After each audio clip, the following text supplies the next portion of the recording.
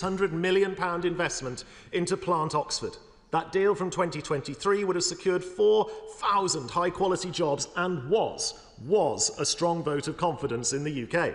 Like other deals, this was only possible because the previous government was willing to be pragmatic. Conservatives made the sensible decision to delay the ban on internal combustion engine cars, bringing the UK into line with major global economies, France, Germany, Sweden, Canada. But Labour said they knew better, restoring the 2030 phase-out date in their manifesto. And when the negative impacts of that approach became clear, they launched a fast-track consultation on the ZEV mandate, pitifully attempting to buy themselves time. But surely no consultation is necessary. The effects of their puritanical ZEV obsession is already clear. JLR say the ZEV mandate is causing severe disruption to the market. Vauxhall confirmed it would shut down its Luton factory, citing the ZEV mandate, making the plant less economically viable. And now the future of Plant Oxford, the home of the Mini since 1959, is uncertain. Labour's reckless policies have shattered industry confidence, with consumer demand for EVs dropping off a cliff, with numbers only just about sustained by subsidised fleet sales. So will the Minister do the right thing? Stop hiding behind consultations and acknowledge their ideological approach to net zero will only lead to economic disaster for our automotive sector and consumers alike. Thank you, Mr. Speaker. It's hard to know where to start, really. The puritanical ZEV obsession was, as the honourable gentleman knows, a Conservative policy from the last government. The only changes that were made to that policy under the last Prime Minister was to dampen demand by changing the deadline, but hampering manufacturers by not changing any of the flexibilities or pragmatism in how the policy operated. It was the worst of both worlds. Labour, by contrast, and this government, by contrast, is acting with pragmatism.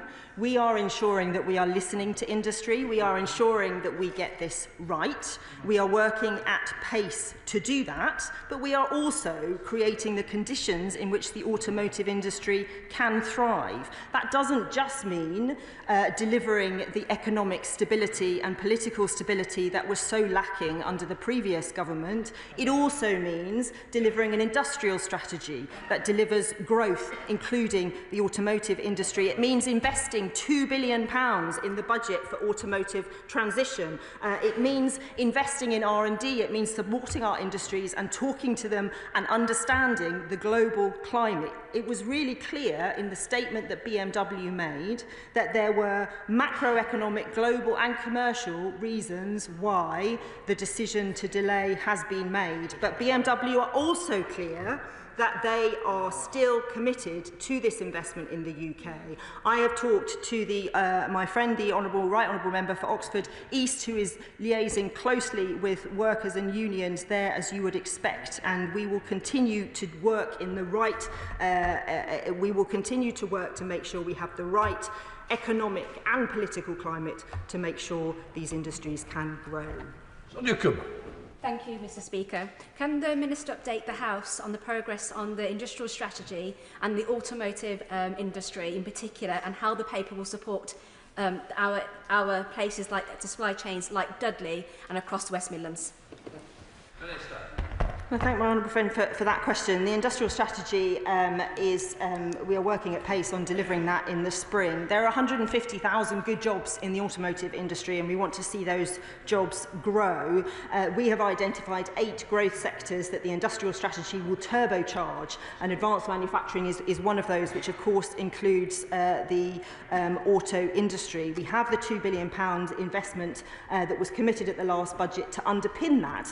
Also in the industrial strategy, we are working at what are any barriers to growth that we can identify that we can make sure the sector grows over the years to come. The industrial strategy will be that 5-10 year, give the stability that we need over the long term, but also look at the policy levers that are in our control to make sure businesses continue to want to invest in the UK. And indeed, PwC have just ranked the UK as the 2nd best place in the world to invest. So I think the future is positive.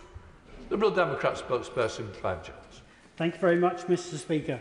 This is yet another failure of the government's main aim to get Britain growing again. Zero-emission vehicles are too expensive and appear too hard to manufacture in the UK, forcing us into an unfortunate reality where we are reliant on Elon Musk for our supply of EVs, funneling money into his already very deep pockets, rather than promoting a productive domestic market with good jobs. We need to show ambition and make it easier for ordinary families to buy EVs. What measures will the government take to support and encourage consumer demand for electric vehicles?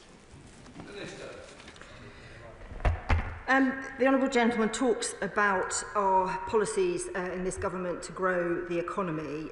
We held an international investment summit a few months ago where £63 billion of investment was announced. £2 billion, as I've already mentioned, in the budget announced for the automotive industry. Interest rates have been cut 3 times, wages are up, more than 70,000 jobs have been secured in the UK since this government came to power. The IMF and the OECD predict that the UK will be Europe's fastest growing economy over the next few years, and our industrial strategy, which was scrapped under the last government, will be the backbone to ensure we deliver growth. He asked what we are doing. I've already set out the stability, investment and reform that we are bringing to the sector to make sure it can thrive. We have hundreds of thousands of people who rely on the automotive industry, who work within it or within its supply chains. These are good, well-paid jobs, and we are absolutely determined to make sure the sector grows.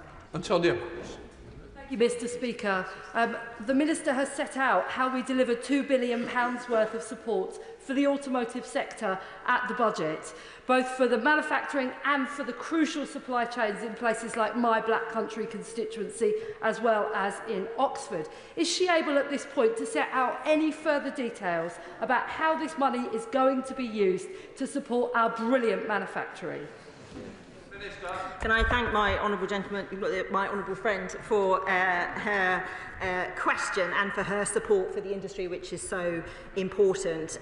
We have, through the £2 billion funding and through the Automotive Transformation Fund, through the Exceptional Regional Growth Fund and through the Advanced Propulsion Centre R&D Fund, a lot of innovative ways in which we are supporting industry. I was really pleased to see just in January Jatco, who make transmissions for Nissan, announcing that they will be putting the first manufacturing plant in Europe here in the UK, converting an old hospital building. That's a £50 million investment. It's going to be at the International Advanced Manufacturing Park in Sunderland. These are the kinds of opportunities that we want to create and deliver. Sir Gavin Williamson. Thank you, Mr. Speaker. Jaguar Land Rover, which has its engine manufacturing centre based in Staffordshire, is a vital employer, not just for Staffordshire, but right across the West Midlands. That plant is pioneering the development of electric vehicles for JLR. What additional support and flexibility is the government going to show to make sure great British brands continue to prosper in the West Midlands? Well, the Honourable Gentleman is right to talk about great British brands. We have some incredible small car manufacturers as well as the larger here in the UK, and we have a big diversity of that provision, and we are going to make sure, whether it's through supporting the development of gigafactories here in the UK, so we're making the batteries that we need, whether it's helping with R&D and innovation to make our cars more sophisticated and more efficient, or whether it's support to the large manufacturers to make sure the conditions are right to develop here in the UK. We are doing all of those things through our industrial strategy and our automotive strategy. I work with the Automotive Council. We met just a couple of weeks ago talking about the vibrant future that we see in the UK for automotive, and I'm always happy to talk to JLR, as I have done several times, about their plans. Foreign Minister. Whereas, Mr. Speaker, now I know the Shadow Minister struggles with the dynamics of the automotive industry. 50% of new vehicle sales for the last 20 years have been fleet and business sales. But does the Minister agree with me that the decision taken today is a commercial decision based around the structure of BMW's dealer network, as opposed to an obsession with petrol and diesel vehicles? My honourable friend is absolutely right that this is a commercial decision and we are talking, as you would expect, to BMW. My officials were with them in Munich a couple of weeks ago, and then speaking to them a couple of weeks, I've met with the UK MD several times, as you would expect. And we are talking to them to support those commercial decisions that they need to make. They made clear that there were macroeconomic, global and commercial reasons why this delay has been announced. It's not uncommon for these delays to be there, and I know that BMW remains committed to this investment in the UK. Miller.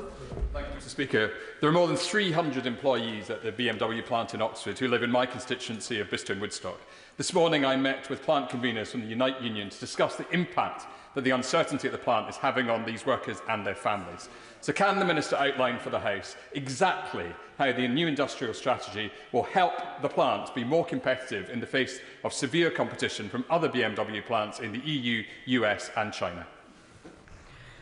So the honourable gentleman is right to highlight the concern that I suspect employees feel. They have known about this change since last year, but there's 3,500 people who work in that Oxford plant and many more who work either in Rolls-Royce, which is owned by BMW, or in other parts in the UK.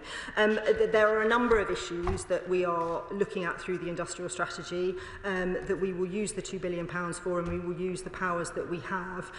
Skills, access to finance, energy costs, these are all issues that we are having lots of conversations about, as well as the transition to electric vehicles. And we are making sure that the flight path for investment into the UK is as good as possible, and that those who are already investing in the UK will continue to do so. BMW have announced a £300 million investment in their Rolls-Royce company, which they own, and they remain committed to this investment in the UK. But I appreciate that there will be concerns amongst the workers that he's been talking to, and I'm always happy to meet with people and to discuss those more. Mr. Cumall. Thanks, Mr. Speaker. Tata's Lamworn in my constituency produces world-class automotive steel. So in acknowledging the importance of the automotive sector, as the Minister has, can the Minister also acknowledge the importance of having a strong steel industry and steel plants like Lamworn making steel for EVs and making it at the heart of the forthcoming industrial strategy, which the party opposite never had? I am glad that my honourable friend has managed to bring steel into the debate, as I always am. It's incredibly important. That's why we're having a separate steel strategy on top of the work that we're doing in the industrial strategy to make sure we have a thriving sector in the future, looking at all of the similar issues, whether it's the transition, whether it's energy prices, whether it's access to finance, whether it's access to the grid connections, all of these issues that we're grappling with, scrap, all of these things that she knows well about, and we will continue to make sure that those 6 steel producers that we have in the UK can thrive, and that indeed we can bring in new business as well. Samuel Wilson. Thank you, Speaker. In an earlier answer to the Shadow Secretary of State, the Minister stated that the strategy is resulting in people wanting to invest in the United Kingdom. The sad fact is that every week, as a result of the mad net zero policies that this government is following, we're losing investment. And this is yet another example. So does you not follow the logic? If you punish people for producing the cars that people don't want, then you're going to find that, of course, they'll cut back production, they'll cut back jobs, consumers won't get what they want, and economic growth is going to be affected. When is this government going to come to the conclusion that this policy of net zero and punishing people is wrong? So I don't know if the honourable gentleman saw, but the CBI brought out some figures just over the weekend showing that the net zero economy grew by 10% last year, which is significantly more than the economy as a whole, as he would understand. We are absolutely right to be transitioning to electric vehicles so that we can stick to our commitments on climate change. What we are doing is being pragmatic in the way that we do that. We are not following the same policy as the previous government, because we are talking to industry, we are consulting. We will be bringing bring out in due course the results of that consultation about how the flexibilities are working within that transition and whether we need to change them in any way. Richard Tice. Thank you, Mr. Speaker. Well, the British car industry was thriving until the Conservative Party introduced net stupid zero. And now we've got another car plant at risk, another business struggling, losing hundreds of millions of pounds, and hundreds more British jobs at risk. Will the Minister agree with me that actually the automotive industry in the UK will continue to decline until we scrap net zero? Here we go, Mr. Speaker, with the same old lines, on the one hand in this place telling us net zero is a massive con, and yet he owns a company investing in electric car charging points. Investing. I rest my case, Mr. Speaker. That well-known BMW plant in Strangford, Jim Shannon. Thank you, Mr. Speaker. Can I thank the Minister? It's often the Minister has a real interest in the subject matter that she has ministerial responsibility for. So I want to put it on record my thanks to the Honourable Lady. I know when I've had meetings about other things in Northern Ireland, the Minister has been anxious to help me and support me, and I appreciate that. Minister, the decision not to go ahead with the EV production is disappointing, to say the least, yet it does perhaps maybe indicate a wider issue that we are facing in the manufacturing industry due to rising costs. So what can the Minister do to help companies to be more attractive to investment with lower energy costs, and assurances that government is in support of ensuring that British jobs are not sent to China, and that those firms who choose to relocate jobs will understand that no future aid or help will be forthcoming? Thank you so much. Can I thank the honourable gentleman for his kind words and for his question. I should be clear, just so the House is really clear, the decision has not been made to not go ahead. This is a delay and a change in timing. It's not that BMW are committed to go ahead with this investment. At the moment, their e-Mini is being produced in China. This investment will bring it to here in the UK. Now, there is lots that must be done in terms of energy prices, as the honourable gentleman says. If you're building a gigafactory, you get a significant reduction in your energy prices, but I know that the manufacturing sector more widely are talking to us virtually every day about these kinds of issues, and through the industrial strategy and the reforms that we want to bring in, and through spending that £2 billion that we had in the budget, we hope to deliver a thriving automotive industry well into the future. Right, that completes the urgent question. Let the front bench change over.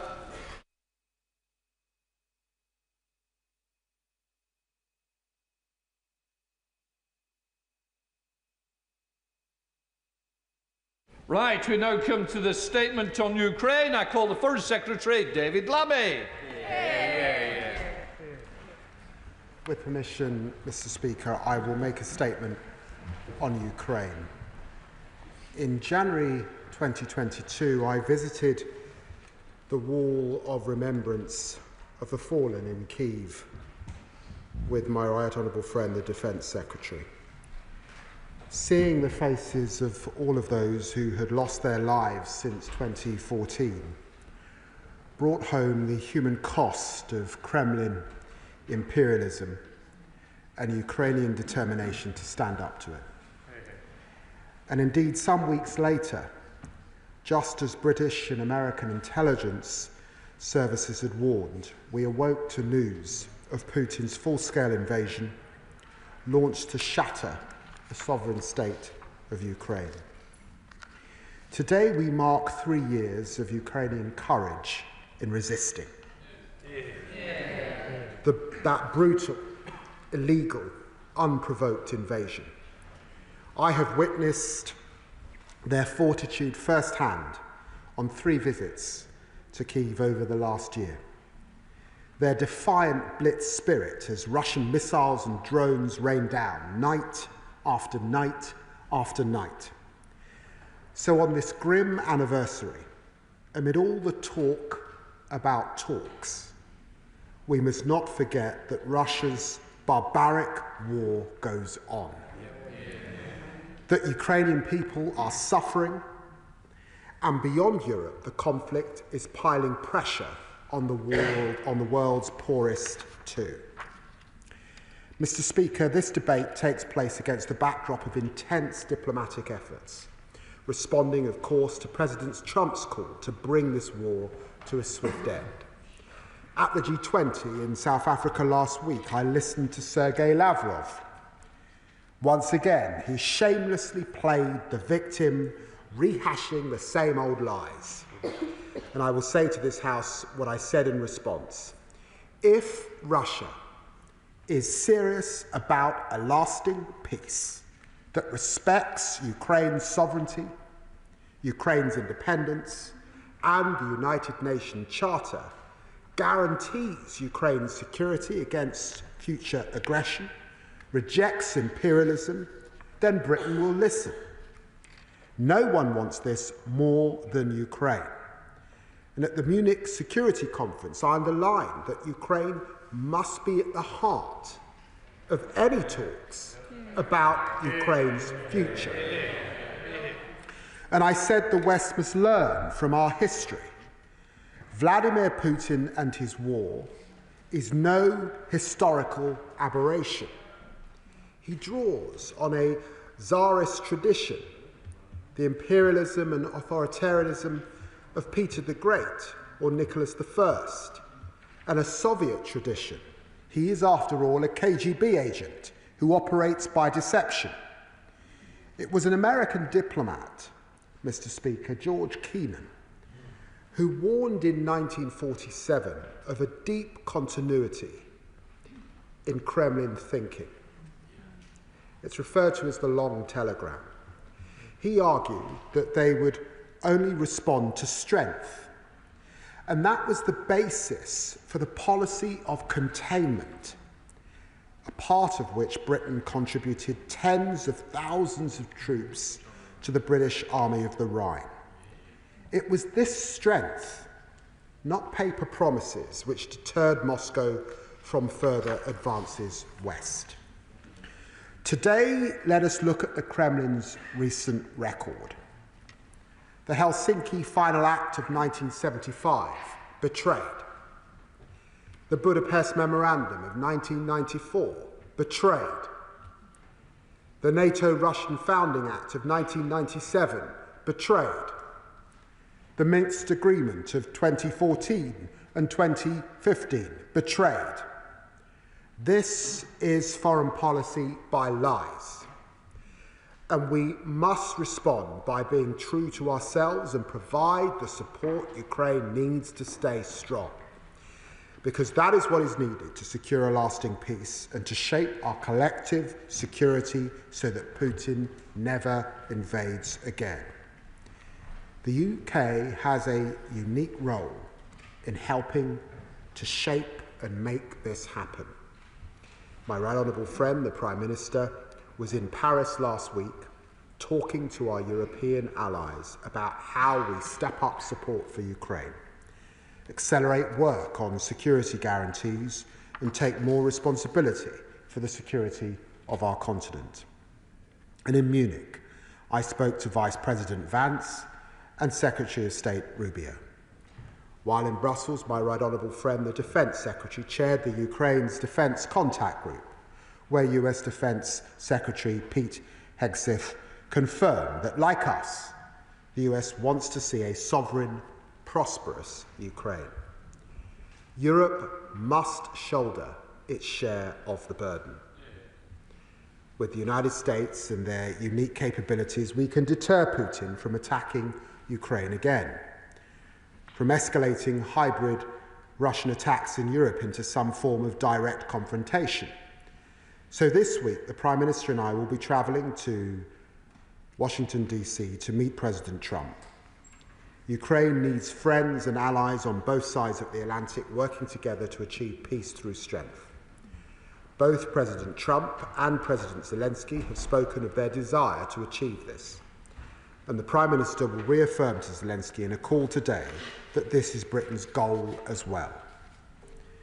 This must include European countries investing more in our own defence and capabilities. Already, the UK has stepped up and sped up military assistance. We've committed £3 billion in military aid a year, every year, for as long as it takes.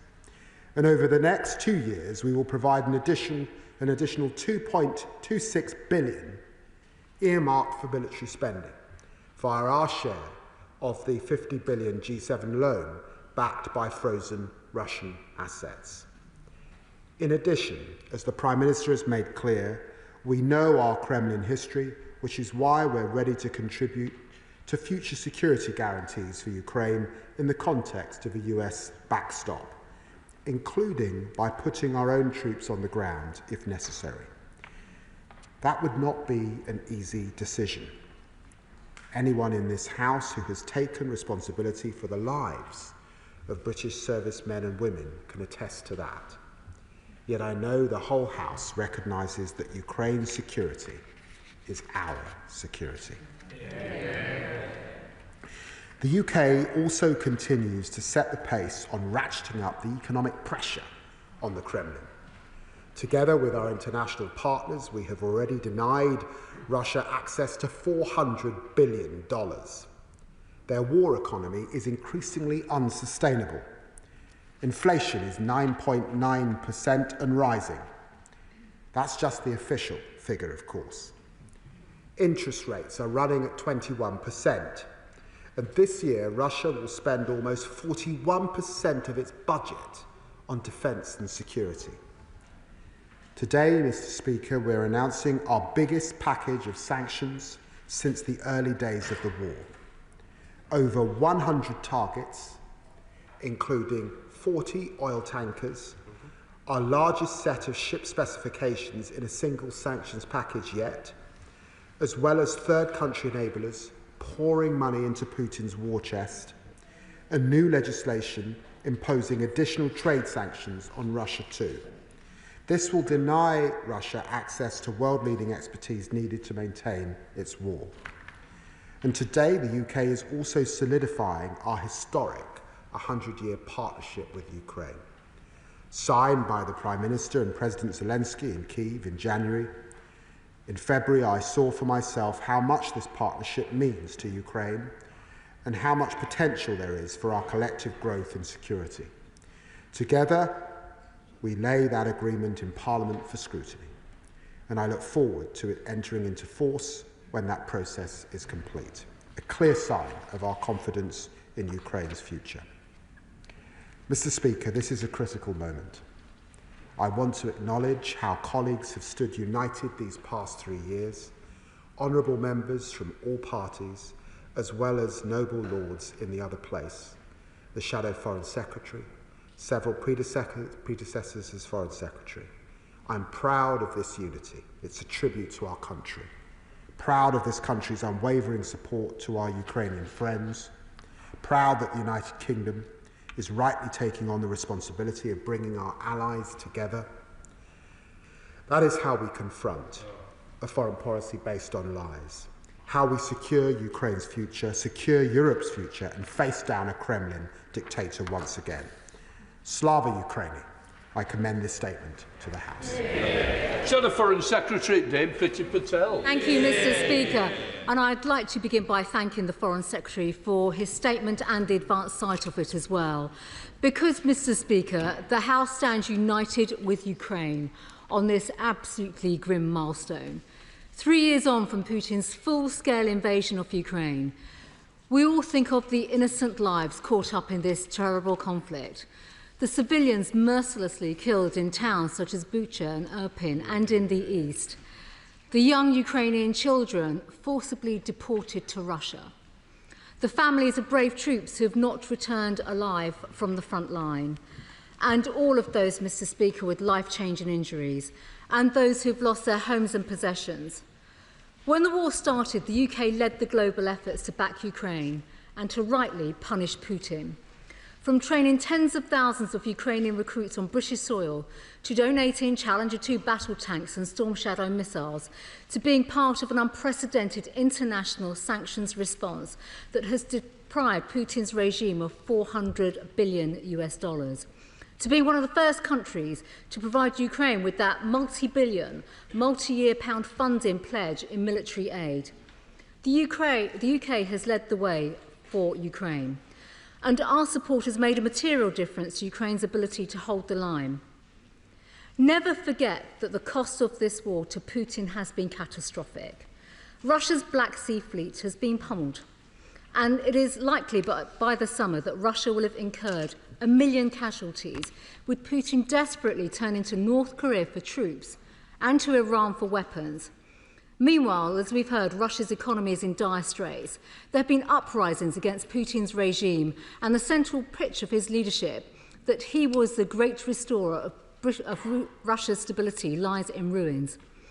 Mr. Speaker, the British public continue to rightly stand resolutely with Ukraine, and they expect us as politicians across this House to do so.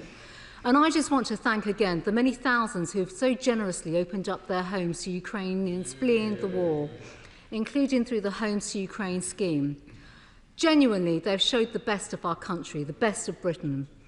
Mr. Speaker, although there has been much debate, and we've heard already, about the course of the conflict in recent days, this war continues to rage. And I urge the government, rightly so, to continue giving Ukraine everything they need, all the hardware they need, and all the diplomatic support to strengthen their hand. And I'm sure the Foreign Secretary with the Prime Minister will do that in Washington this week. There must be no let-up whatsoever. We welcome the announcement today on new sanctions. And can the Foreign Secretary confirm that there are no plans to lift sanctions in the future? And if he discusses the use particularly of sanctions when he goes to Washington this week, and the role of the United States on this sanctions policy, can the Foreign Secretary give us an assurance and update us on whether we should expect to see any new resources and support, either in terms of military aid or humanitarian support in the coming weeks? Now is the time for Britain to lead, as the Foreign Secretary has said, as we did from day one, and ensure that Ukraine is in the best possible position to decide its own future. We should be very clear. It remains ultimately for Ukraine, as a proud and sovereign nation that has sacrificed so much to defend itself, to decide its own future, and that's peace through strength.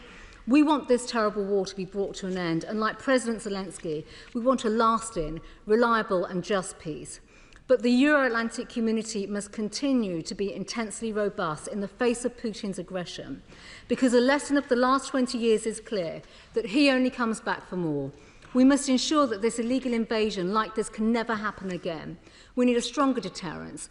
We recognise the Prime Minister has commented on the options and the security guarantees in recent days, and I can assure the House that His Majesty's opposition stands ready to engage with this government at every single level.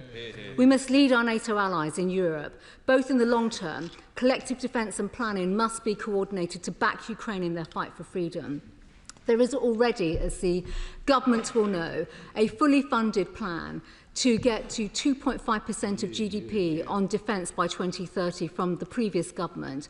And I would strongly urge this government to at least look at a minimum plan to match that commitment, and we will work with them in terms of how that is delivered, to set a new benchmark for other NATO countries to follow, and to fire up everything that we can on defence production.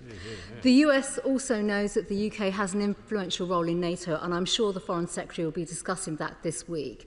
I would also just like to say that in light of this target for 2.5%, it's not a goal in itself, it's an important step on that journey to increase the strength of our defence spending. And given the threats our nation faces, I would urge the government, and in fact the Foreign Secretary, because this is within his purview and his department, to review and repurpose some of the 0.5% currently spent on ODA to further our national defence and safety and security. Finally, the moral and economic case for mobilising sovereign assets of Russia to support Ukraine is very clear. The Foreign Secretary has spoken about this already. I would urge the government to do more. Mr. Speaker, we stand united as one house. Slava Ukraine. Foreign Secretary. Well, Mr. Speaker, I'm very grateful to the Right Honourable Lady for the unity she demonstrated once again in this chamber on this subject. And I can confirm to her that, of course, all hardware and military support, all diplomatic support, all humanitarian support continues, and we continue to discuss these issues with our European partners, particularly at meetings at the Munich Security Conference and subsequently, and will continue to do that to ensure that we put Ukraine in the strongest possible position.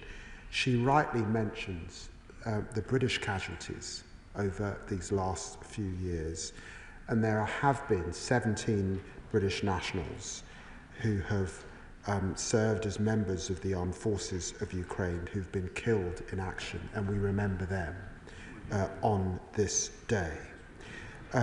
She also rightly mentions Ukraine and the solidarity that we continue to show with Ukraine.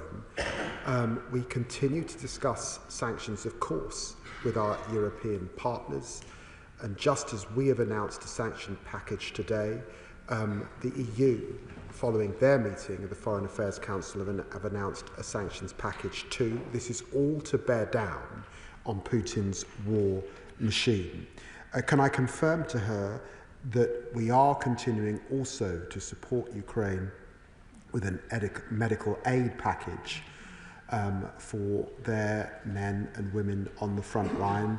I'm very grateful to the Defence Secretary for making further funds available in relation to that. And she rightly comments on defence spending. We're grateful for the unity that the official opposition is demonstrating on this issue. As we have said, it is very, very clear to all that Europe must pay a bigger part of the burden. In capitals right across the continent, leaders are considering these issues, and we have said we will come forward with our plan shortly, and we will. And of course, in this context, NATO, and we've seen this from the Secretary-General, have been very clear from both the burden sharing and the burden shifting environment that we are now in. Thank you very much, Mr. Speaker. In my role as Defence Committee Chair, I get the opportunity to meet many ambassadors, defence ministers, attachés and other stakeholders here in London, but also at events and gatherings like the Munich Security Conference. And there is considerable consternation and anxiety about whether, amongst them, about whether long-established and hard-earned alliances, rather than a short-term transactional approach, can still be relied upon. And given the reduced American presence, and as we mark the 3rd anniversary of Putin's illegal invasion of Ukraine, full-scale illegal invasion of Ukraine, people are looking for leadership. And I feel that this is our time as a nation to take that lead on defence and security matters in our continent. Does my right honourable friend, the Foreign Secretary, agree that it can be our Prime Minister who takes that lead in our continent while pulling together our transatlantic NATO and other allies in the process?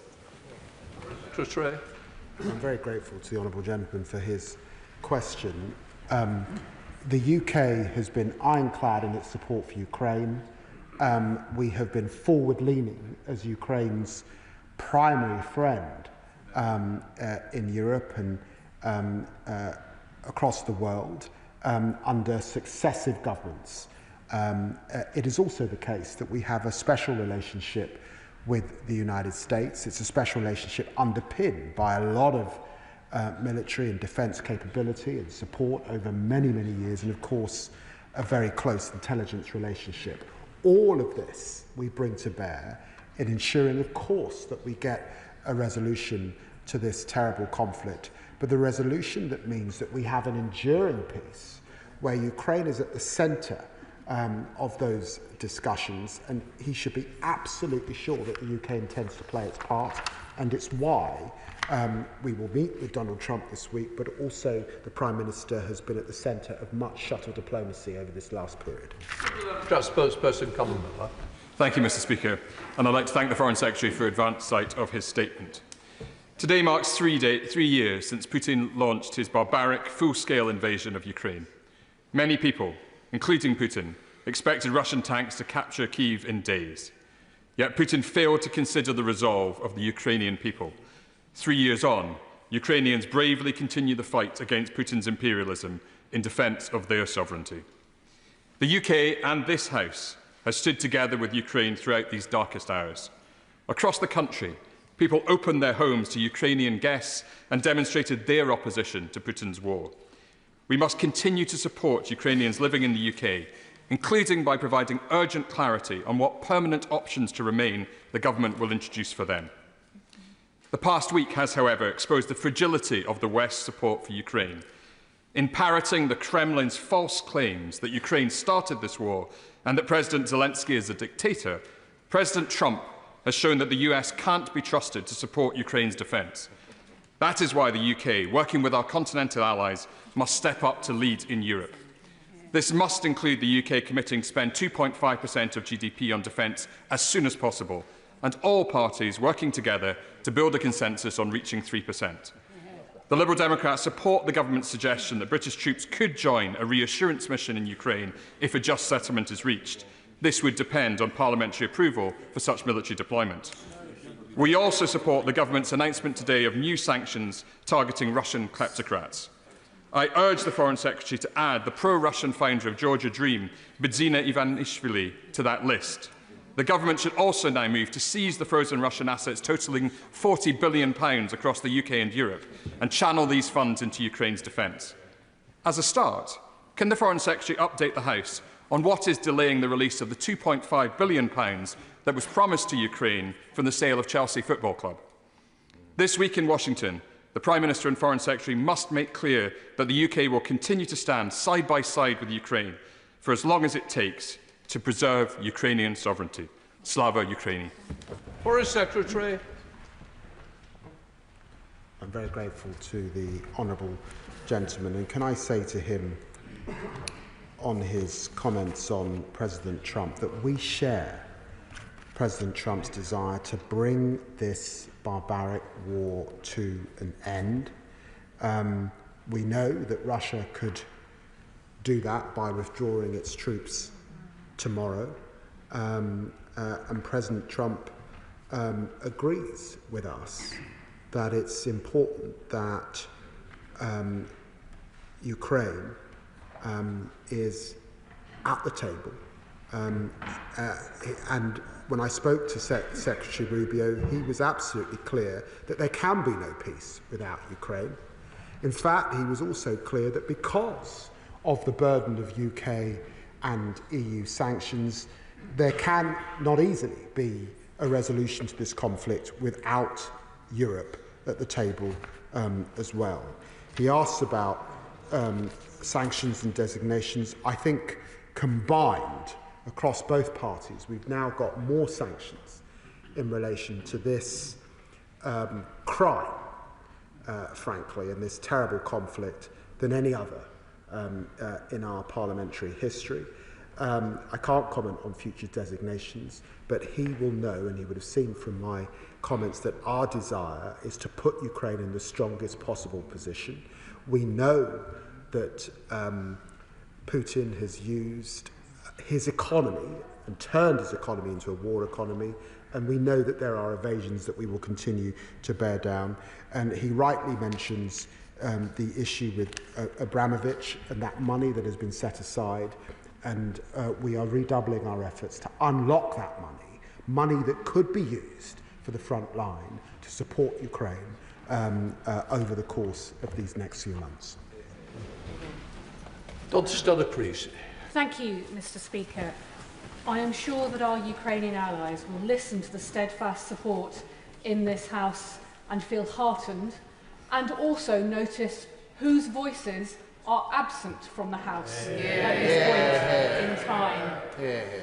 But can I ask the Foreign Secretary, just with the press reports of a deal apparently imminent on the Ukrainian mineral deposits for America as the price of continued support, is there anything more that we and our European partners can do, and indeed has this issue been discussed, about how we can stop those eventual products, the crucial metals, ending up in the hands of our enemy and competitor states?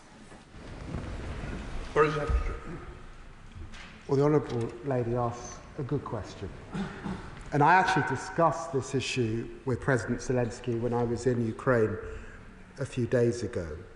We discussed it in the context of the 100-year partnership that we have just signed with Ukraine.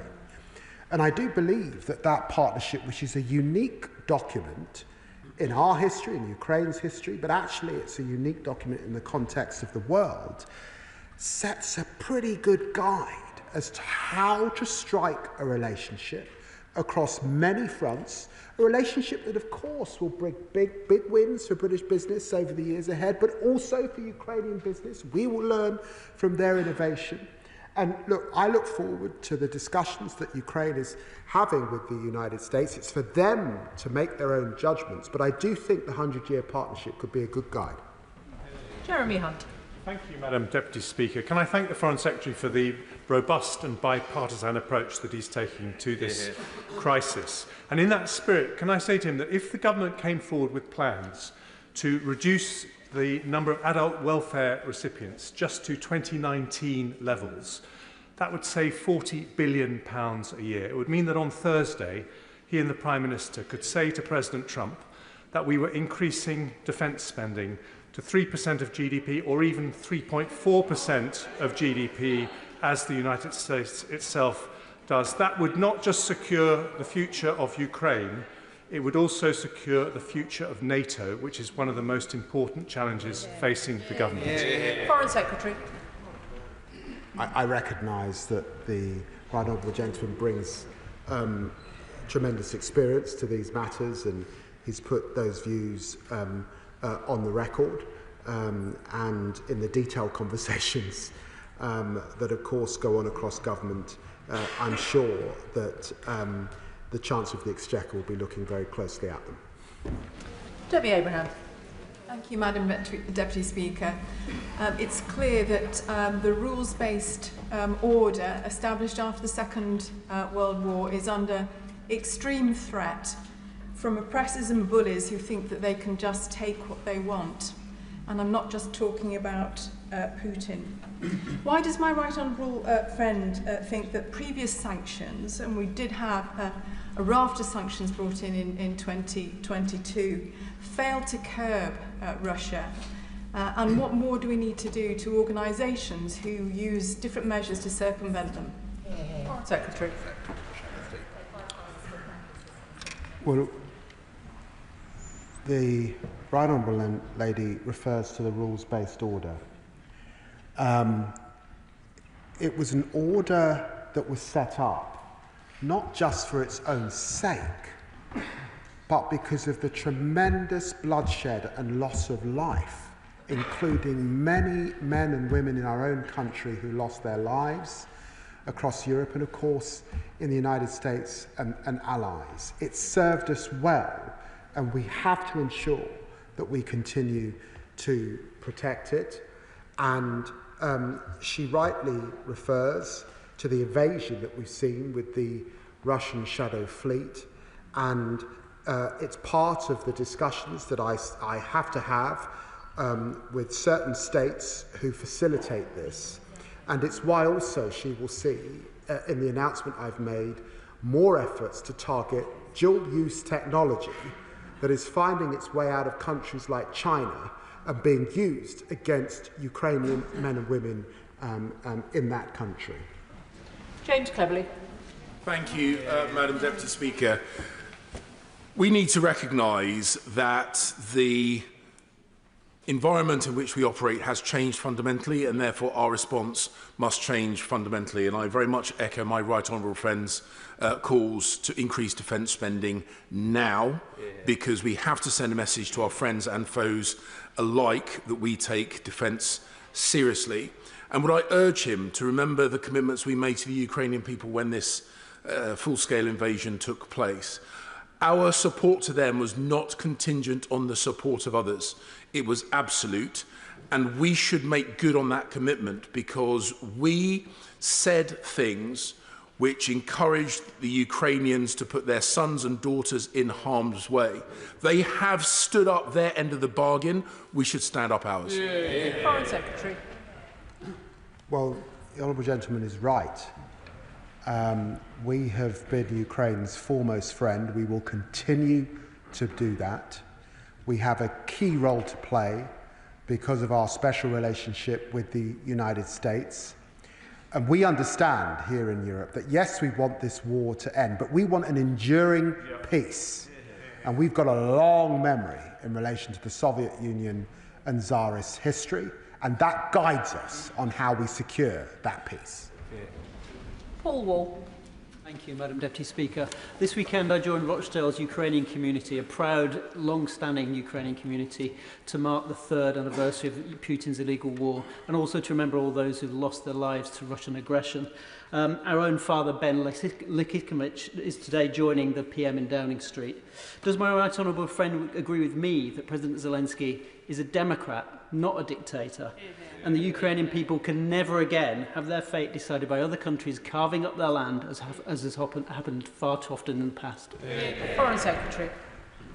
I'm very grateful. You know, I've met President Zelensky 6 or 7 times over this last period, and he has always struck me as the most courageous and brave of individuals, leading his people to self-determination. And that is something that I think we recognise right across the United Kingdom, and so we stand with him. Mike Martin. Speaker, I was at the Munich Security Conference, and at Munich it became clear to me when talking with our European allies that they no longer fully trust the Article 5 security guarantee. Put simply, they don't trust the Americans. Conversations naturally turned to what collective defence looks like in Europe without the Americans. And last night, Chancellor-elect Merz said that conversations are happening at the highest levels on precisely this. Will the Foreign Secretary comment on whether the UK is included in these conversations and what the content of them is? Foreign Secretary. Well, can I just say to the honourable gentleman, NATO has stood the test of time as the greatest modern-day alliance we've ever seen, and is strengthened further with Sweden and Finland joining NATO in this last period. And of course there is a debate in Europe. There is a debate about burden sharing. There is a debate about burden shifting. And there are some who think there's a debate about burden dumping. But it's a great alliance, and we work across that alliance, and successive US presidents, right back to Roosevelt, Obama, and of course President Trump, have rightly said that Europe have to do more, and that is now what we have to do. Derek Twigg. Thank you, Madam Speaker. It has been mentioned about spending and GDP, and I think it's very clear from recent events that we cannot wait to 2030 to get to 2.5% of GDP. In fact, we should be exceeding that. But my question is this to the Foreign Secretary. In the lead-up to any negotiations, it's absolutely essential that we ensure that Ukraine is in its strongest possible position, and that includes militarily. Therefore, it's absolutely essential as well that we speed up help and support as quickly as possible. And with that in mind, I understand that the Ukrainian defence industrial base has capacity to increase their weapons and equipment production. Therefore, can we do more to get funding to their defence industrial base to ensure they can produce more equipment and weapons, whereas being stuck at the point we have a problem in terms of our industrial base not being able to gear up that quickly? Foreign Secretary. Well, my honourable friend asked an excellent question about Ukraine's industrial base, and just to give an example of this, drone technology is improving at pace around the world, and the country leading that technology is Ukraine. We have much to learn. We've laid the 100-year partnership. That capacity and capability is part of that partnership, which he will be pleased about. But he's absolutely right. We can't wait. We've got to act now. That is what was being discussed when the Defence Secretary was in Ukraine a little while ago. And it's what I was discussing with Ukraine just in a few weeks. So, yes, we will accelerate how both our agencies work together and allocate the funds that are necessary. Andrew Mitchell. The whole House, Madam Deputy Speaker, will want to wish the Right Honourable Gentleman and the Prime Minister a strong and successful visit later this week. He will be able to agree with the President about the importance of all European members of NATO stepping up and playing their part in the very significant figure for increasing defence expenditure, which we all now require to see, while of course never forgetting what General Mattis has said about the important part of the mix that development spending plays in national defence. But I hope there will be no compromise in Washington on the facts of the matter, which are that a P5 member of the United Nations invaded its neighbour in an act we thought had gone out with the last century, has bombed and destroyed its infrastructure, and has butchered and murdered its citizens. Foreign Secretary. Well, the Right Honourable Gentleman reminds the House of the seriousness and the responsibilities that we have as permanent members of the UN Security Council. And we have that seriousness, and that seriousness is underpinned by the UN Charter, which was of course breached by Russia, and in doing so it has made a serious hole in how the UN Security Council works. Let us get beyond that, but in order to do that, Russia should withdraw and should come to the table really with the central issue of peace and making amends at their heart. Jeevan Sander. Madam Deputy Speaker, keeping ourselves safe here means showing Putin we have the resolve and the resources to defeat him. And indeed, we do. In European NATO, our combined GDP around $24.5 trillion. The United States, $27 trillion. Russia has just $2 trillion of GDP. Shall we have more resources and convert them to more fighting forces, tanks, guns and drones is key. But we can go further. Central bank assets are held across ourselves and our allies. Over £200 billion in total, £170 billion in Belgium, £26 billion here, reserves that Putin could use in the future to rebuild his armed forces. So can the Minister assure me that he's doing everything he can to convince our allies to seize those assets, to keep us safe and to fund Ukraine? Foreign Secretary. Well, the Honourable Gentleman asked a good question. If we're serious about the responsibility of burden sharing across Europe and indeed G7 nations at this time, then one of the issues on the table is moving from freezing assets to seizing those assets. It's a live discussion. There are other ways to find the funds.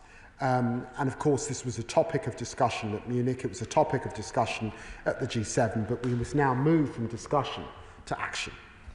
Sir Julian Lewis. I'll resist the temptation of asking the Foreign Secretary if he shares my feeling of disgust at the spectacle of the leader of the free world showering praise and admiration on the killer Kremlin. Instead, when he speaks to his counterparts, will he try and impress on them that the reason that George Kennan's containment policy, to which he rightly referred, was so successful in preventing the Cold War from turning into the Third World War, was that contentious territory was not demilitarized and was not left undefended.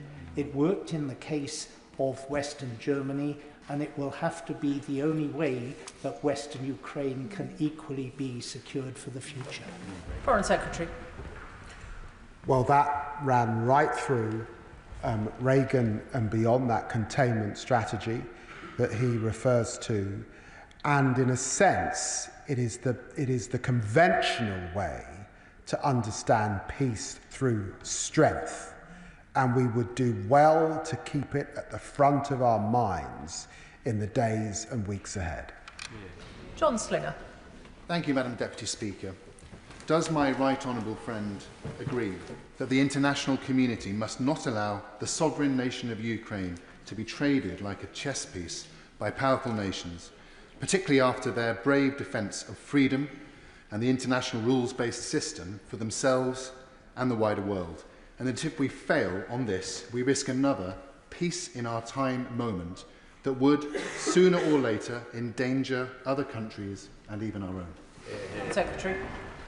Well, the honourable gentleman's right, and he knows that Ukrainians felt let down by the Budapest Memorandum.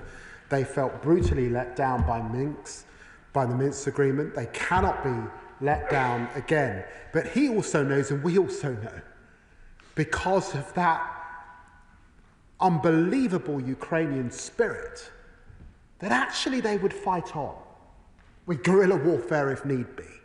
These are the most admirable of people fighting for their self-determination, and the United Kingdom will continue to stand with them.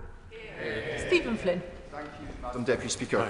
The Scottish National Party has stood alongside the people of Ukraine in solidarity, not just for the last 3 years, but for the last 10 years, since Putin, of course, invaded Crimea. And whilst I won't invite the Foreign Secretary to agree with me in the Chamber, I'm sure he does inside that President Trump's remarks in relation to Zelensky being a dictator were beyond repulsive. But surely what we all must know is that there is no deal that can be made with Vladimir Putin that he will not break. Does the Foreign Secretary not agree? Foreign Secretary. Well, the honourable gentleman has a point. Russia and Putin have been clear on the terms. And the terms that they want for peace have often included the removal of 14 members of the 32 NATO members. That's unacceptable. We've seen Finland and Sweden join more recently, and their preconditions for talks have been that that Ukraine should effectively give up the territory that they are now in. Such demands, it seems to me, show an utter contempt for Ukrainian territorial integrity. They're not serious about discussions until they reconsider the criteria that we heard once again from Lavrov last week. Tulip Siddiq. Thank you, Madam Deputy Speaker. My constituent and her son moved to this country under the Homes for Ukraine scheme.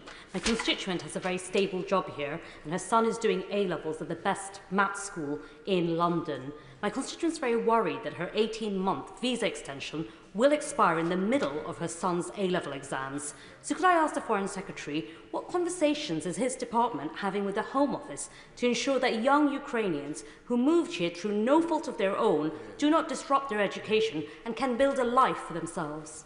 Foreign Secretary. Well, I'm very grateful to the Honourable Lady, and it puts on record the tremendous support the British people have given to Ukrainian refugees. And it allows me to say that there is still a war, there is still need for those people to seek sanctuary in our country. It's my assessment that Putin is not showing a serious willingness to negotiate, and it may be that negotiations go on for some time. So I'd want to reassure her constituent, but of course we're in close dialogue with my friend, the Home Secretary. Sir Roger Gale. Thank you, Madam Deputy Speaker. Some of us are old enough to remember Hungary in 1956. Some of us are old enough to remember Czechoslovakia in 1968. None of us, Madam Deputy Speaker, want to see Ukraine sacrificed on the same altar of expediency. So when the Foreign Secretary and the Prime Minister go to Washington, they will know that they carry with them the good wishes of almost all of this House. Ukraine is not for sale, can never be for sale, and this is not a transaction. The United Kingdom will stand with Ukraine for as long as it takes. Foreign Secretary. Well, I'm very grateful to the Honourable Gentleman for reminding us of history, and he will know that in the 20th century, to the east, it was only the Russo-Japanese War that stopped Russia's imperial ambitions. To the south, it was the Crimean War. And of course, to the west, it was that containment strategy to which I referred, and of course, NATO. This is the history that is our best advisor as we approach the matter of peace. Mark Siewerts. Thank you, Madam Deputy Speaker. I start by commending the people of Ukraine for resisting the murderous dictator Vladimir Putin for as long as they have. They are heroes. Almost every member of this House knows that if we fold in our support of Ukraine now, if we give Russia what it wants now, then Vladimir Putin will only come back for more.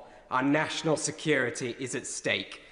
Does the Foreign Secretary agree that it is in everyone's interests, Britain's, Europe's, and America's, to ensure that any potential peace deal includes Ukraine at the table?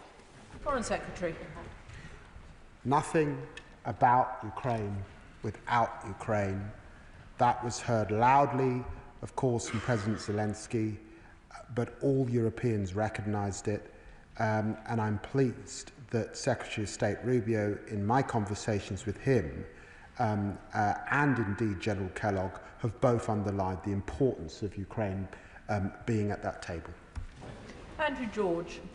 Madam Deputy Speaker, I very warmly welcome the Secretary of State's statement here today, and that although he perhaps can't use the language I'm about to use, I hope that when the Prime Minister and he meet Putin's appeaser in the White House later this week, I hope that he will remind him that if we have a special relationship, he keeps referring to a special relationship, it has to be based on truth, on respect for democracy, on respect for justice and respect for international law.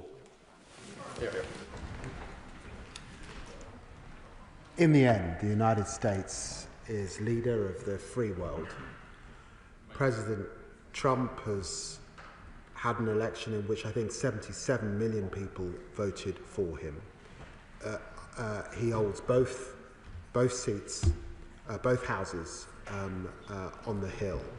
And he's, of course, as you would expect, and indeed as my party were, buoyed up by that democratic mandate. And of course we will have the conversations with him over the coming days on a range of issues. And friends agree and can sometimes disagree. But I think it's definitely the case that we support his desire for bringing this horrendous war to an end. And we will now play our part in Europe to ensure that we raise defence spending, that Europe steps up to the burden sharing that is necessary, because President Trump's analysis also of the huge problems in the Indo-Pacific are correct, and we must recognise that successive US presidents have been clear about their responsibilities in relation to the Indo-Pacific. Tim Rocker. Thank you, Madam Deputy Speaker. Despite the astonishing 10 days that we've had, and I think we should be under no illusions that they have been astonishing, there has been reassurance to be found in the steadfast commitment of the government to Ukraine and the leadership that it has been showing. The Foreign Secretary alluded earlier to Vladimir Putin's penchant for lying. He lied about the invasion, he lied about Ukraine's territorial integrity, he lied about the rules of war, and he has, of course, abducted thousands of Ukrainian children. Does my right honourable friend agree with me that not only should Ukraine be at the centre of the negotiations, but that we should be clear-eyed about the character of the man we are dealing with? Foreign Secretary. Well, I'm very grateful to the honourable gentleman for mentioning those children that have been abducted. On the last two occasions that I have been in Ukraine, I have met with those children. Children that were viciously taken from their homes, and there was an attempt effectively to brainwash them from their histories. And we are supporting organisations that seek to get those children back and reunite them with their families. And I have also launched a Children in Care initiative, and I was very pleased to be with Madam Zelensky when I was last in Ukraine, supporting again vulnerable children with their foster families. Dr. Andrew Murison. Deputy Speaker, does the Foreign Secretary agree with me that the 2.5% of GDP ship has now sailed, and that we and our allies have to find the resources to spend 3% within a recognisable timeframe? And when he's in Washington this week, will he discuss with his interlocutors how the billions of pounds he proposes to give Mauritius for taking on the Chagos Islands could be better served by being devoted to building and re-equipping our armed forces. Foreign Secretary. 10 years ago, there were just 4 countries meeting the 2% commitment. Today, that has risen to 23. And of course, right across the alliance, countries are understanding that they have to do more. We will set out how we will do more very, very shortly. And as the matter today is Ukraine, you'll forgive me, I won't discuss issues to do with Bayat. I'm sure you'll have an occasion, oral questions tomorrow. Calvin Bailey. Thank you, Madam Deputy Speaker. Just over 3 years ago, I flew the penultimate UK mission into Kyiv to deliver material essential to the defence of Ukraine ahead of the illegal full-scale Russian invasion. Since then, Ukraine has been defending European security, the UN Charter and liberal democracy against Putin's assault on these shared interests and, in the words of the Declaration of Independence, the inalienable rights of life, liberty and the pursuit of happiness. Does the Foreign Secretary agree with me that in order to free Ukraine from Putin's tyranny and imperialist ambition, and to ensure the words of the Declaration of Independence are realised for all, that UK leadership in the coordination of European and transatlantic allies is essential? Foreign Secretary. Yes, yes, yes. I say to my honourable friend, and I think all of us pay tribute to our armed forces, to his work in our armed forces, and it's because of that work over so many years, that sacrifice, that I think the spirit of this country guides us to stand solidly with Ukraine on a cross-party basis. He's right to pray and aid those words that underpin our values and indeed global values as underpinned in the UN Charter. That is what we are fighting for, and we will not give up. Sir Desmond Swain. Does the Secretary of State regret recanting the original views that he expressed in assessing Trump? And can I urge him that when the time is right, and it certainly isn't any time now, he will consider following the example of Archbishop Cranmer by plunging the offending hand first into the flame? Foreign Secretary.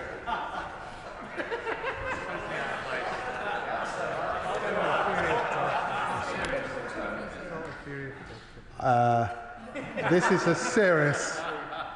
is a serious debate and a serious discussion, and you know, I've said in a sense that's old news. There's so much news before us, and there's so much history to be forged. It requires diplomacy, it requires friendship, and it requires us understanding who the real threats are. And those real threats are those autocracies in the world that could do tremendous damage over the coming years, and I've always recognised that. Frank McNally. Thank you very much, Madam Deputy Speaker. As has been replicated across the country, people in Coatbridge and Bellsill have opened their doors to those forced from their homes due to Putin's illegal attack, and public authorities have stepped up also. North Lanarkshire Council has provided homes and supported integration for more than 200 Ukrainian families at the High Coats Tower in my constituency, which has been recognised nationally for helping to deliver stability and belonging. As we continue to push for a just peace, then following my honourable friend from Hampstead and Highgate, will my right honourable friend commit to working with the Home Secretary, devolved governments and other key stakeholders to ensure safe harbour for those families so cruelly and viciously targeted by Putin's barbarism? Foreign Secretary.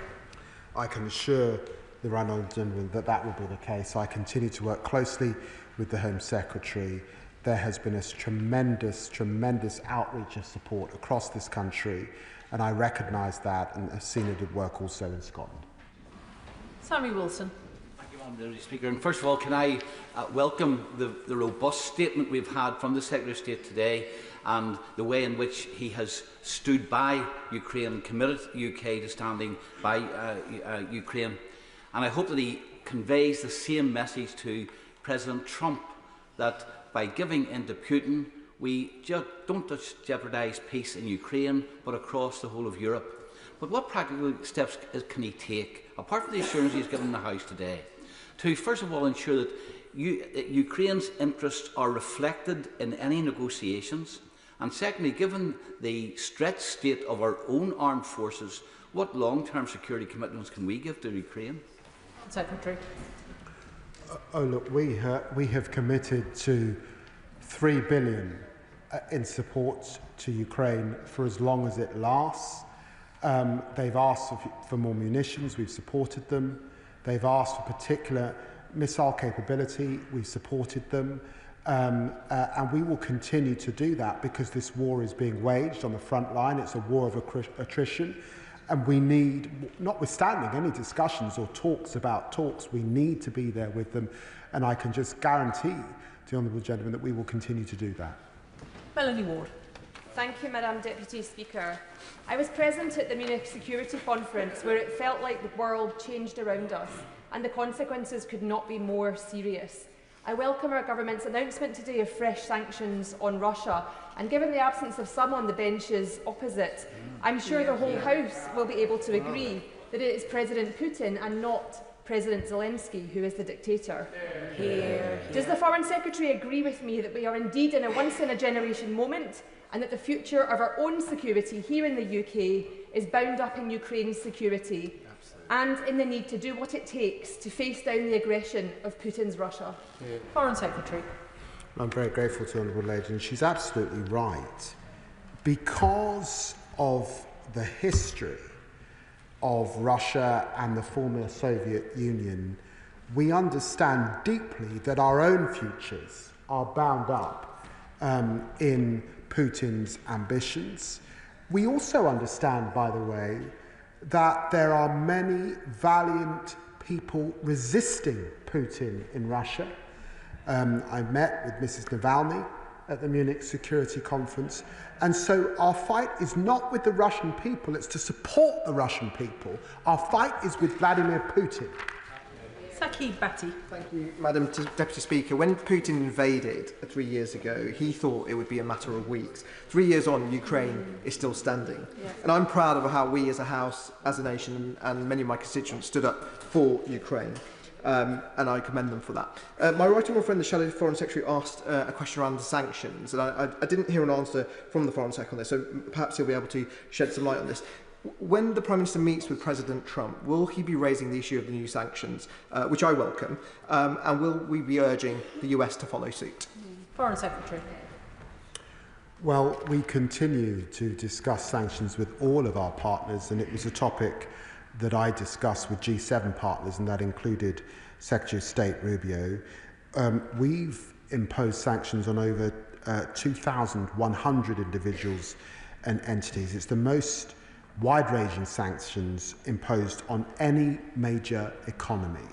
And we believe that maximum pressure is required now at this time, and there have been indications from the United States that they would be willing to impose further sanctions on Russia. So, of course, that remains an issue under discussion. Thank you, Madam Deputy Speaker. Can I welcome the important statement from the Foreign Secretary today, and indeed the comments from the Shadow Foreign Secretary, for this entire House should be united in our support for Ukraine. And as others have said, it is rather a shame that there is one party that has not shown up to this important statement. Ukrainians who have come to the UK since the war have made such an important contribution to our country. I met with Ola over the weekend, a Ukrainian Teessider, and she shared with me that many Ukrainians are facing great uncertainty. One of the reasons for that is because they are unable to access work and study because of the lack of Ukrainian GCSE. I wonder if the Foreign Secretary can discuss with DFE this issue to ensure that Ukrainians are able to access study and work. And if you will recognise at the dispatch box today the importance of that contribution that Ukrainians have made to our country. Well, I'm very grateful to the honourable gentleman. Of course, Ukrainians have been making a contribution across Europe and in our country for long before this war began. There has been a history between us and Ukrainians. He makes a very good point in relation to the Ukrainian language, but I might say I've met many Ukrainians and I admire the way that they've so quickly learnt the English language. But I will take forward the recommendation he makes to the Education Secretary. Ben Lake. Can I join others in commending the Ukrainian people for their bravery in the face of Russian aggression and indeed the government's steadfast support for the nation's sovereignty. The Foreign Secretary made reference in his statement to the need for European nations to contribute more to future security guarantees for the Ukrainian people. And can I ask him if he envisions that more bilateral and multilateral agreements between European allies might play a part in that endeavour, much in the vein of the Lancaster House treaties or indeed more latterly the Trinity House agreement? Well, he's right. As the UK, we have sought to forge strong relationships with key partners across Europe. We look forward, once the new government is formed in Germany, to signing a new treaty with our German friends, to updating Lancaster House. So he's right that bilaterally this is very important. I believe that NATO is the central underpinning of European security, but we do need to work together across Europe to increase our industrial defence capability, and we do need to find more funds to increase our defence spending right across the European family, and that is something that I think you'll hear more about in the coming weeks and months. Jonathan Brash. Thank you, Deputy Speaker. The Foreign Secretary was absolutely right to say that if Russia is serious about a lasting peace, that it must respect Ukraine's sovereignty. But given that they have shown absolutely no signs of doing so, will he reiterate that we will stand shoulder to shoulder with Ukraine no matter what, and further reiterate, even for the members who have not chosen to be with us here today, that this country does not appease fascists, it opposes them? The honourable gentleman is absolutely right, and that is why, since February 2022, the United Kingdom's total military, economic and humanitarian support for Ukraine amounts to 12.8 billion. That is our commitment to Ukraine so far, and that commitment will continue. Monica Harding. Thank you, Madam Deputy Speaker. I am very proud that in my constituency of Eastern Walton, over 600 Ukrainians have been hosted through the Homes for Ukraine programme. And 3 years on, my constituents stand with the Ukraine.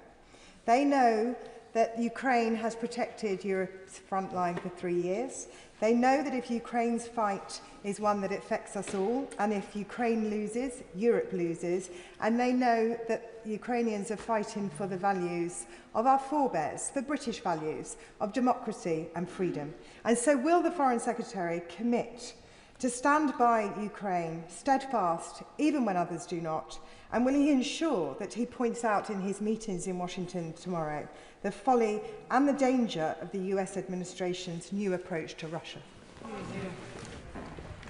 Well, I'm very grateful to the honourable lady, and let me just say that the UK, of course, supports the US-led efforts to get a lasting peace in Ukraine that deters Russia from future aggression and ensures that Ukraine is at the table as we negotiate that peace.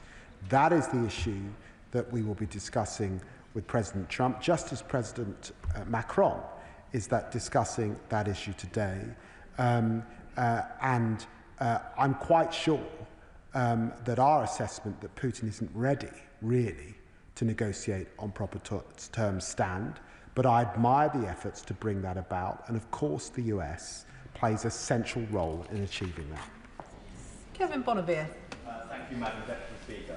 Today, we pay tribute to the people of Ukraine fighting not only for their own freedom, but for the freedom of all Europe. The Foreign Secretary said we must learn from history. Over 80 years ago, in Munich, this country and others talked away the future of Czechoslovakia without it being there and stripped it of its vital resources. And we all know the tragic consequences. Today, There can be no peace without Ukraine, and there can be no enduring peace without the security that this country and other NATO allies can give to it. The honourable gentleman puts his remarks very well, and I agree with them. Sir Alex Shelbrooke. Thank you, Madam Deputy Speaker. Madam Deputy Speaker, I can barely believe I've got to say this to the Foreign Secretary, but he'll be unaware that in past moments the United States has just voted against the UN resolution condemning Russian aggression in Ukraine. What? I understand fully the position that the Foreign Secretary and the Prime Minister are in the approach they've got to take in Washington this week. But we do know that President Trump listens to people who last spoke to him. So can I ask the Foreign Secretary that he outlines two very important points. The first point is that European military assets, not NATO assets, European military assets are often used to support American operations in the Indo-Pacific, something that the American military really appreciate, how we put our shoulder to the wheel. So this isn't just the Americans only ever supporting Europe, we also help the Americans. And last week, I and several honourable members and noble members were at the NATO Parliamentary Assembly in Brussels, where it was made clear that at the Hague Summit, they are going to present what's actually needed for European defence rather than just targets of GDP. So may I also say to the Foreign Secretary to advise the Prime Minister that it will be important that he takes a position with the President of the United States to say if those demands do add up to more than 2.53% of GDP, that our country will set itself on a path within the time targets to achieve those. Can I just remind members that if we're going to get everybody in, shorter questions would be very helpful, and shortish answers, please. Foreign Secretary. Well, he mentions the Indo-Pacific, and it's important that we remember AUKUS in relation to that and our critical partnership with Australia and the United States. And quite rightly, he mentions defence spending. Much has been said in this chamber, and much, I'm sure, will be said when we go to the United States. Chris MacDonald. Thank you, Madam Deputy Speaker, and I'd like to thank the Foreign Secretary for a very strong statement. He said that Ukraine's security is our security. Does he also agree with me that this is a fight for democracy, one where we need to tackle misinformation both at home and abroad, and where we need to maintain our steadfast commitment to Ukraine's sovereignty?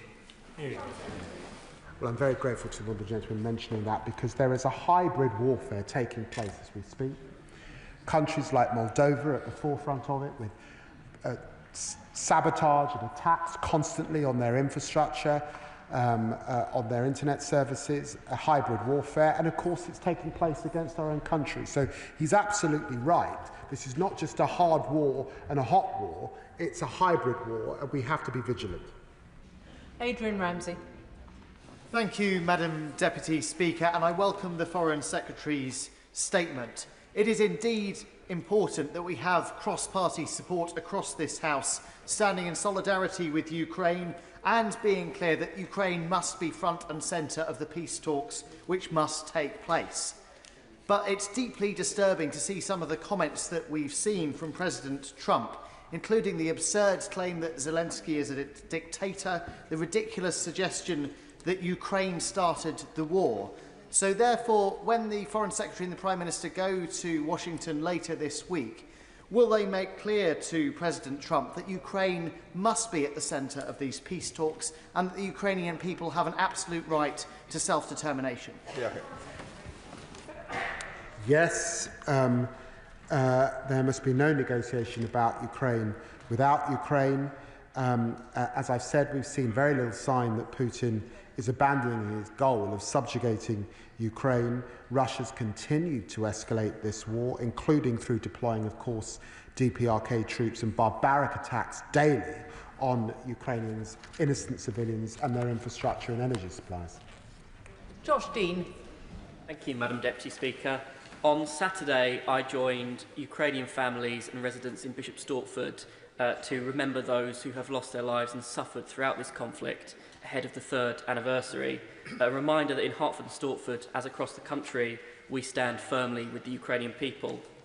So as we mark that 3rd anniversary, will the Foreign Secretary reiterate to the Ukrainian families who have found safety in my constituency, and indeed all Ukrainian people, that this government will continue to advocate for Ukraine's sovereignty and for it to be given a seat at the table right at the heart of any future negotiation?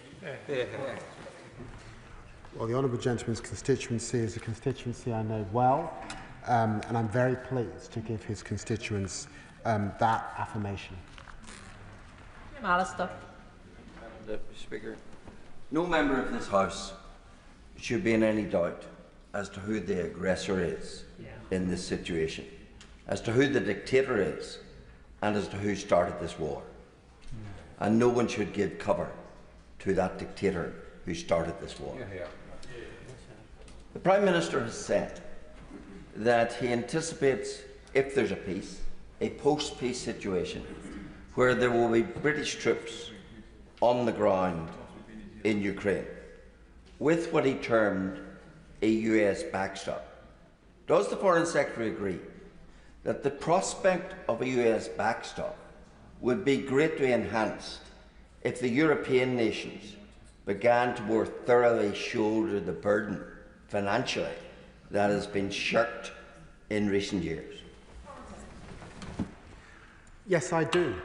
Yes, I do. I think that there was complacency in that post-Cold War period across the European families. And at this dispatch box, we've lamented that the United Kingdom has fallen to 2.3% of GDP. So he's right. This is the time to step up. This is the time to demonstrate peace through strength. And look, if you're in the Baltic nations, you're very, very clear about your responsibility at this time. Jonathan Hinder. Thank you, Madam Deputy Speaker. And like the Foreign Secretary, I am incredibly proud of the role that the UK has played in supporting Ukraine. I'm especially proud of the role my constituents in Pendle and Clitheroe have played in welcoming Ukrainians into their homes and into our community. But if we are to stop Putin, Britain must get real on defence. Does the Foreign Secretary agree with me that we must now urgently rearm well beyond the existing 2.5% target, and so that with our European allies we can protect our precious democracies? Well, as I said, we'll set out defence spending, further defence spending shortly. Claire Young. Thank you, Madam Deputy Speaker. Those NATO countries bordering Russia are understandably stepping up their defences without waiting for others to take action. So can the Foreign Secretary update the House on what discussions he has had with those countries? Well, I met with the Polish Foreign Minister at the Munich Security Conference and Baltic colleagues to discuss these very same issues. And she's absolutely right. Those countries have been aware of the threat for some time. And it allows me to say that when we talk about security guarantees in relation to Ukraine, of course, it's also important to recognise NATO's eastern flank. And many of those countries would have to know that they are supported on efforts to give US security guarantees. And that's why the US backstop is so important. Colin Eastwood. Last week, along with other members of this House, I met with Ukrainian parliamentarians at the OSCE in Vienna. The opposition MPs from Ukraine made it very clear from their perspective that they do not support Donald Trump's call for an election in Ukraine while they're defending against Russian aggression. Will the Foreign Secretary, in his conversations with the US administration this week, make it very clear there's only one dictator in this conflict, and his name is Vladimir Putin? Yes, of course. Chris Law. Thank you, Madam Deputy Speaker. On the third anniversary of Putin's brutal and full-scale invasion of Ukraine, I welcome the United Nations just passed a resolution condemning Russian aggression in Ukraine. However, in the last 15 minutes, and it will shock this House, it was opposed by Russia and the United States. And it's quoted in the press, this is an appeasement by Trump. It's a direct stab in the back. Will the Foreign Secretary condemn what's happened just now in the United Nations with the United States joining Russia in not standing up for the resolution condemning Russian aggression in Ukraine? Well, we're proud to have co-sponsored the General Assembly resolution proposed by Ukraine in support of a just and lasting peace in Ukraine in line with the UN Charter. The UN proposed it, voted for it, and we will stand forever with Ukraine. Andrew Lewin. Thank you, Madam Deputy Speaker. Yesterday, Ukrainians in Welling Hatfield came together in sombre recognition of the 3rd anniversary of the Russian invasion. I want to pay tribute to them for their bravery, resilience, and how they are going about rebuilding their lives as valued members of our community. But, Madam Deputy Speaker, I also said to them that in this House I would speak the truth and stand up for those people as best I could. And would the Foreign Secretary agree with me that we need to say loud and clear from this dispatch box that there was one person who was an aggressor, there was one person who is responsible for the death and destruction, and there is emphatically one person who started this war, and his name is Vladimir Putin. Absolutely. The honourable gentleman's absolutely right. And you know, when I was in Kyiv, very close to President Zelensky's office, there is an apartment block that was blown up in a few weeks ago, and a couple lying in their bed asleep were killed. That is the awfulness of this war. And of course, he will also recall that when the Prime Minister visited, Putin also sought to fire missiles into Ukraine. It's a brutality that is grim and unbelievable, and of course we must continue to stand up to it. Wendy Chamberlain.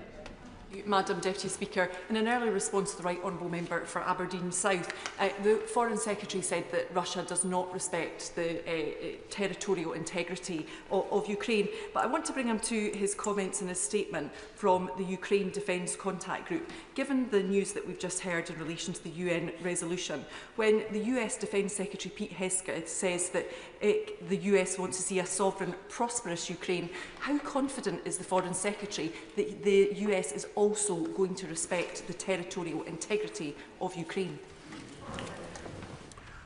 I'm very pleased that the US is attempting to bring this horrendous war to an end.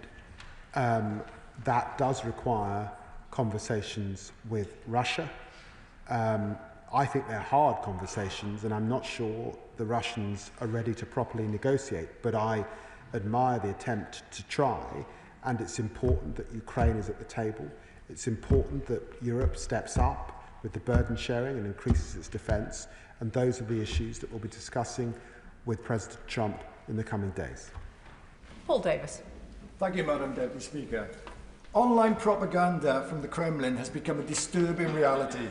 Social media, especially on platforms like Facebook and X, have been flooded with the claim that Ukraine is solely responsible for the war. It's extraordinary. May I ask the Secretary of State what measures are being taken to combat the propaganda being spread by governments that blame the Ukrainian people for the conflict? Well, these are important issues, and I know that they're issues that preoccupy my honourable friends in the Department for Culture, Media and Support, and my honourable friend in the Department for DCIT, and they are looking further at these issues and what more we can do. Robin Swan. Thank you very much, Madam Deputy Speaker. The Prime Minister has said this morning that Russia doesn't hold all the cards, and I welcome the Foreign Secretary's announcement of the further sanctions that are being brought in. But can I ask him to assure this House that he will work on all international and national levels to ensure that President Putin doesn't get a new hand that actually allows him at an international level to proceed with bluff and bluster and bullying that actually brings the Ukrainian people to their knees, which we haven't seen to date, and that this House and this government will stand resolutely with the people of Ukraine. Well, the honourable gentleman's right. It's why I met with G7 foreign ministers, and we were able to issue a joint statement on Ukraine 10 days ago. It's why I discussed this issue at the G20 in South Africa last week. And I'm proud of the work of our diplomats in the UN General Assembly today, where we have seen many countries come together in support of Ukraine and that resolution that had to be passed. Helen Maguire. Madam Deputy Speaker. Today of all days, we must remember that over 1 million have been killed or wounded in Ukraine since the illegal invasion. Now, I just came from talking to a group of Ukrainian individuals who support Ukrainian veterans. They welcome the medical expertise that the UK has provided the Ukrainian military hospitals.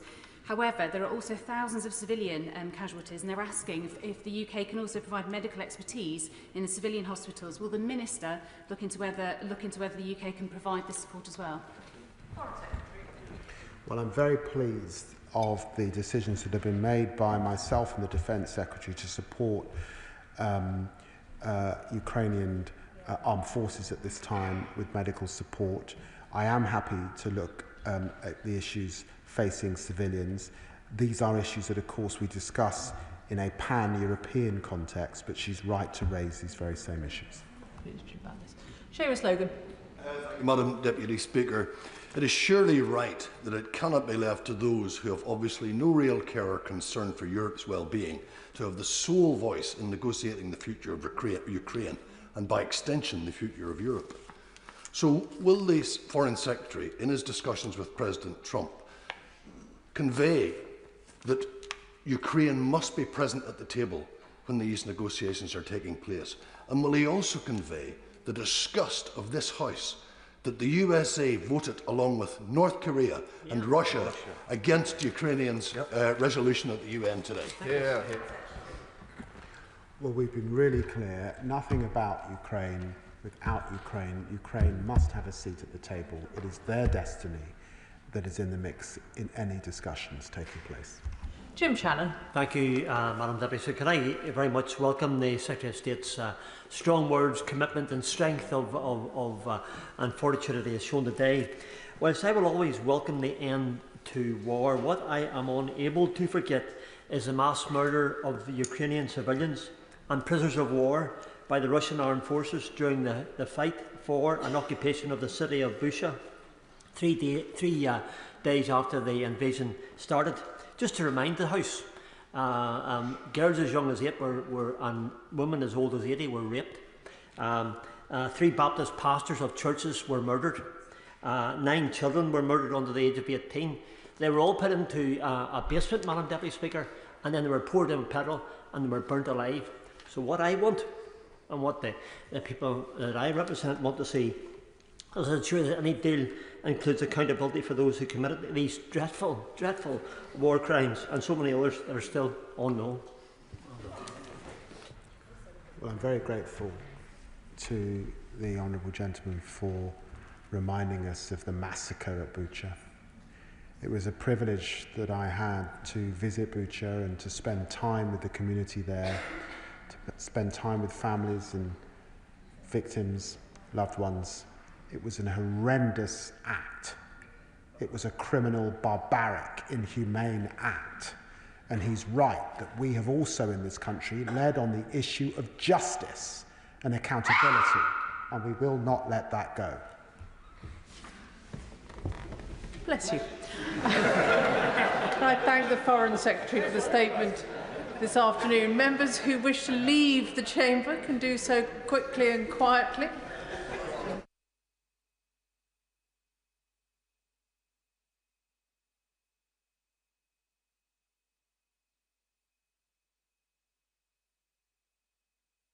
Brings us to the second statement this afternoon. Breakfast Club early adopters. Secretary of State for Education, Bridget Phillipson.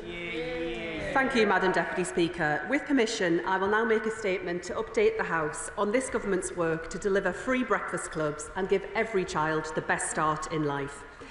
This is a government that acts on its principles, that delivers on its promises, that drives the change this country needs. Change that is felt in our villages, towns and cities. Change that will help families with the cost of living.